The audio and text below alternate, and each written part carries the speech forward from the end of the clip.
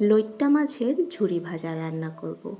লইট্টা মাছের ঝুরি ভাজা রান্না করার জন্য নিয়ে নিয়েছি লইট্টা মাছ, দিয়ে দেব লেবু, 10 মিনিটের মতো মাখিয়ে রেখে দেব। 10 মিনিট পরে ধুয়ে নেব। কড়াইতে তেল দিয়ে দিয়েছি, ফোড়নে দিয়েছি কালো জিরে, আর দিয়ে দেব পেঁয়াজ আর কাঁচামরিচ কুচি।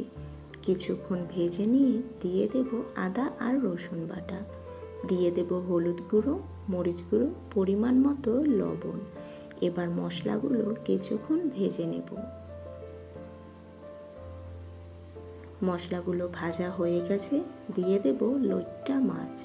লইট্টা মাছ খুবই নরম থাকে, তাই আস্তে আস্তে নাড়াচাড়া দিয়ে রেখে দেব। কিছুক্ষণ পরে মাছ থেকে অনেকটাই জল বের হয়েছে, এই জলগুলোই কমিয়ে নেব। লইট্টা মাছের মাঝের যে কাঁটাগুলো আছে ওই কাঁটাগুলো ফেলে দেব।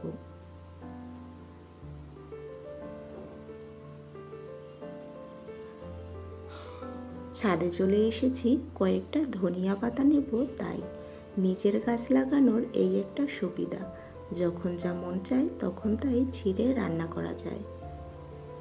মাছের জল যেগুলো ছিল ওইগুলো কমে গেছে। আবারও নাড়াচাড়া দিয়ে দিয়ে দেব ধনিয়া পাতা। এবার 4-5 মিনিটের মতো ভেজে নেব।